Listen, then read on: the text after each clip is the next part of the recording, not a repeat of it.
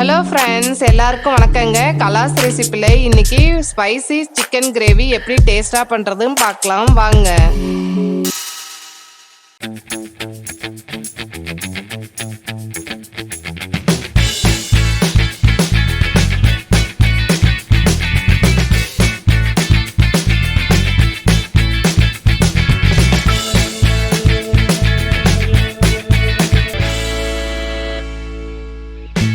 ஒரு பவுலில் க்ளீன் பண்ணி வச்சுருக்க 1/2 kg சிக்கன், 1 டீஸ்பூன் இஞ்சி பூண்டு பேஸ்ட்டு, கொஞ்சம் கருவேப்பிலை கட் பண்ணி சேர்த்துக்கோங்க, 1/4 டீஸ்பூன் மிளகுத்தூள், 1/2 டீஸ்பூன் மிளகாய்த்தூள், சின்ன குழிக்கரண்டியில் 1/2 குழிக்கரண்டி தயிர், இதுக்கு தேவையான உப்பு சேர்த்து இது எல்லாத்தையும் நல்லா கலந்து விட்டுக்கலாம். பாருங்க, கலந்துட்டோம். இந்த பதத்தில் இருக்கிற மாதிரி தயிர் கொஞ்சம் அட்ஜஸ்ட் பண்ணி சேர்த்துக்கோங்க. இது அப்படியே ஃப்ரீசரில் 1 hour வச்சு எடுத்துருங்க.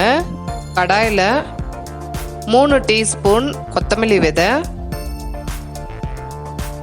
1 டீஸ்பூன் ஜீரகம், 1/2 டீஸ்பூன் மிளகு, 10 வரமிளகா, நீட்ட வரமிளகா எடுத்துக்கோங்க, அதுதான் காரம் கரெக்டாக இருக்கும். கொஞ்சம் பட்டை, 3 லவங்கம், 1 ஏலக்காய் சேர்த்து மீடியம் ஃப்ளேமில் இது எல்லாத்தையும் நல்லா வறுத்து எடுத்துக்கலாம்.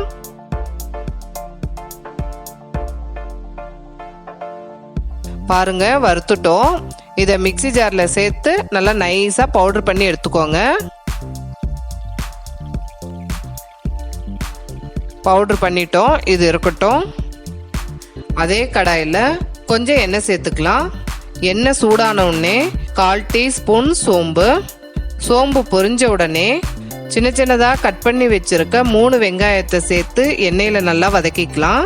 கிரேவி கொஞ்சம் அதிகமாக வேணுங்கிறதுக்காக வெங்காயம் அதிகமாக சேர்த்துருக்கேன். வெங்காயம் நல்லா வதங்கிருச்சு. இப்போ இஞ்சி பூண்டு பேஸ்ட் 2 டீஸ்பூன் சேர்த்து அதையும் எண்ணெயில் நல்லா வதக்கிக்கோங்க.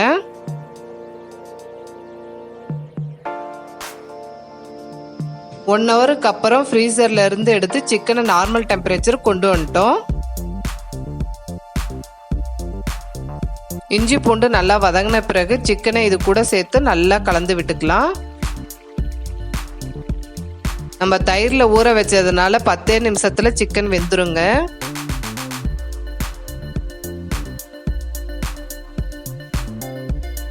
இது 4 பேருக்கு கரெக்டாக இருக்கும்.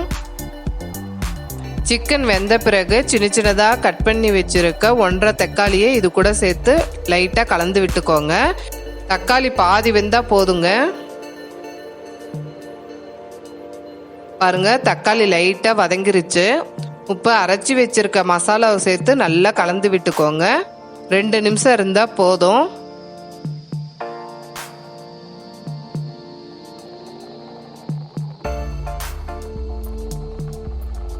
மசாலா சிக்கனோட நல்லா கலந்த பிறகு ஸ்டவ் ஆஃப் பண்ணிடுங்க. கொஞ்சம் கருவேப்பிலை, 5 பச்சை மிளகா நடுவில் கீரி சேர்த்துருக்கேன், 2 டீஸ்பூன் நெய் சேர்த்து நல்லா கலந்து விட்டுக்கோங்க.